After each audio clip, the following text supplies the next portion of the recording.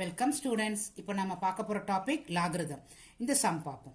Log 15 divided by 16 to the base 5 plus log 64 divided by 81 to the base 5 minus log 4 divided by 27 to the base 5. இதுக்கு நம்ம என்னென்ன formulas use பண்ண போறோம்? That is rules use பண்ண போறோம்னா product ரூலும் கோஷன் ரூலும் use பண்ண போறோம். Product rule என்ன உங்களுக்கு? log a b to the base x is equal to log a to the base x plus log b to the base x. Okay. Next, quotient rule log a divided by b to the base x equal to log a to the base x minus log b to the base x. Okay students, இப்போ இந்த sum எடுத்து எழுதிக்கோங்க.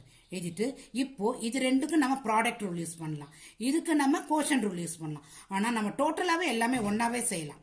Okay, so இப்போ பாருங்க log to the base 5 வெளியே வச்சுட்டு உள்ள 15 divided by 16 into 64 divided by 81 divided by 4 divided by 27. That is plus இருக்கிற இடத்துல மல்டிப்ளிகேஷன் சைன் போட்டுக்கோங்க, மைனஸ் இருந்தா அங்கே டிவிஷன் சைன் போட்டுக்கோங்க.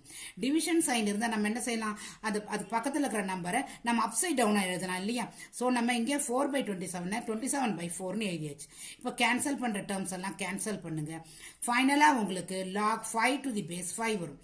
உங்களுக்கு தெரியும் log a to the base a equal to 1. So log 5 to the base 5க்கு நம்ம 1 சப்ஸ்டிட் பண்ணலாம் இல்லையா? So your answer is 1. Okay students, educate to elevate.